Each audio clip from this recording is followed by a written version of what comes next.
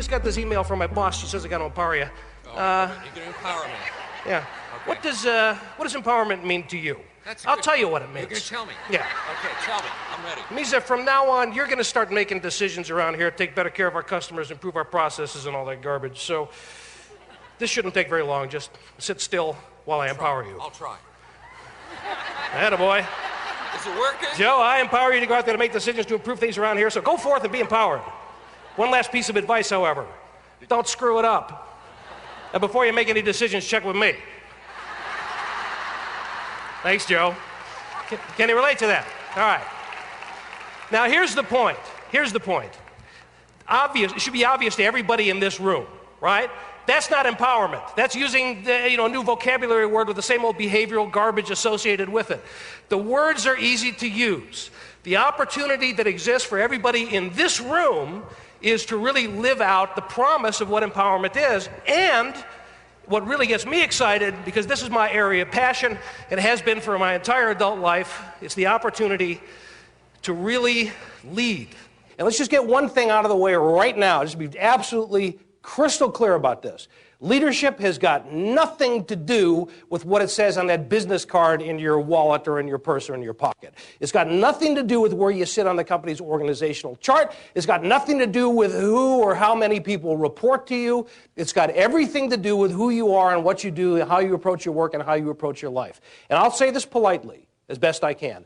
I've met some people over the years in my work that sit very prominently on their company's organizational chart and have very impressive sounding titles that still have, and this is the polite part, a bit of work to do, let's say, as far as how they lead, if you know what I mean. And the other side of that equation is probably far more important. I can't tell you how many people I've met that have no positional authority. They're not managers, they're not supervisors, they're out there on the front line doing the work, and they're great leaders.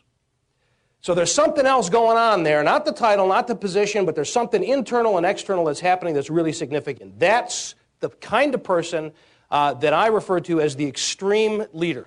But a place that comes across as being exciting and energetic is much more likely to be cranking out a product, a service that people are going to love.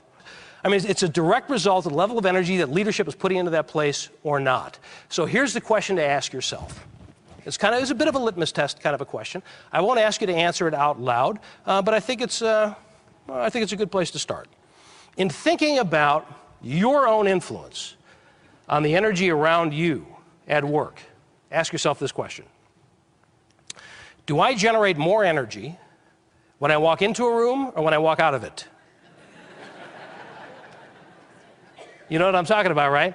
We've all known these people. They're like the walking vacuums of the human spirit, man. They're like the energy vampires. I mean, all they have to do is walk into the room. You see it in the body language. Just look at everybody else in the room. All they have to do is walk in, and it's like they suck the life out of the place. And you see everybody else just kind of shrivel up and wither and die until that person leaves. And then it's like the clouds break, the sun comes out, the birds start chirping, and we get back to doing great work again. So we want to make sure, all I'm saying, pretty simple, is that we're not that person, right? In other words, that we're putting more energy in than we're taking out. So the question is, how do we go about generating energy? And, there's probably thousands of ways to do it, thousands of ways. So on the highest level, simplest level, I'm asking you to pay attention to it, because please don't underestimate the degree to which you influence the environment around you at work, just by virtue of your being there. I call this the ethic of reciprocity, which basically says human beings should do good for other human beings. And what I found particularly interesting about this is that not one of these versions from any of these cultures had a little asterisk next to the words with a footnote at the bottom of the page that says, does not apply Monday through Friday between the hours of 9 and 5.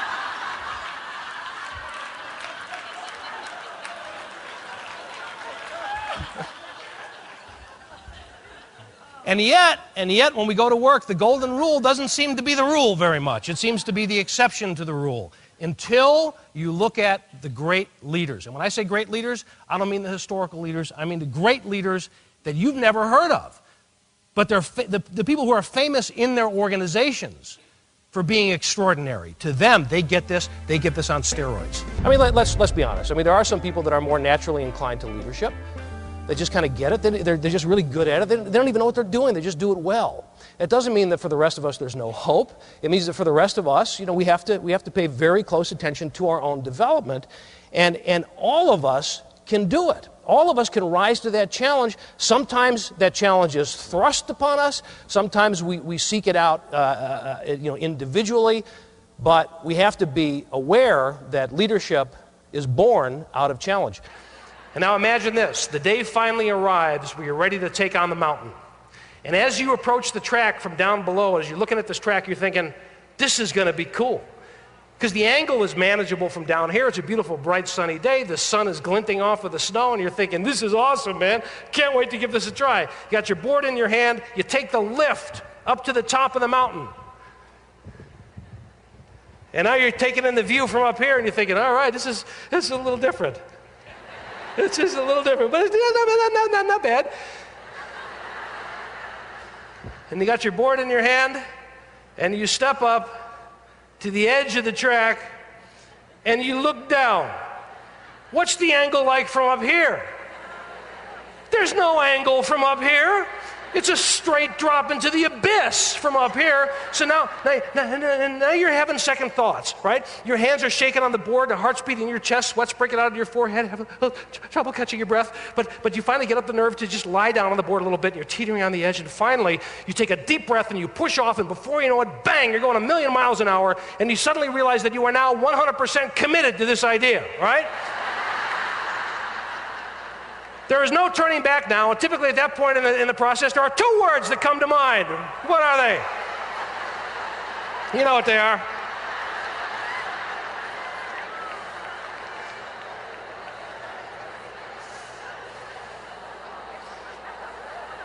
I'll be polite. I'll call it, oh, shoot. Oh, shoot. Is that slide still up there? Do you see the picture up there? Okay.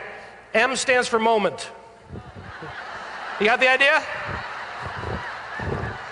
Okay, here's what I'm suggesting. The OSM.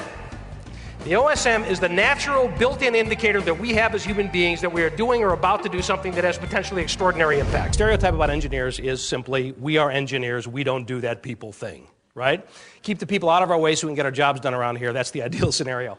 I know it's not true, but it still made me nervous. You know, when I'm standing in front of 1,000 of these people from the internet and telecom industry, and I'm talking about love, So I was being hypersensitive to the body language because I didn't know if I was going to get through or not. And from what I could tell, I was connecting pretty well. And then a couple days later, I got back to my office. I had an email from somebody in that group who was a manager of internet folks, land technicians. And at least I got through to him because he wrote to tell me, he said, hey, you know that love stuff you were talking about? He said, you're right on, man.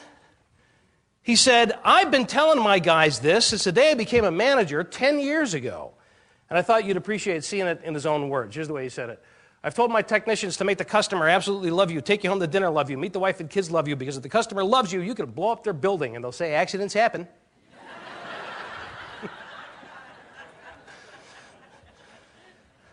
There are probably better business strategies. There are better ways to test customer loyalty, right?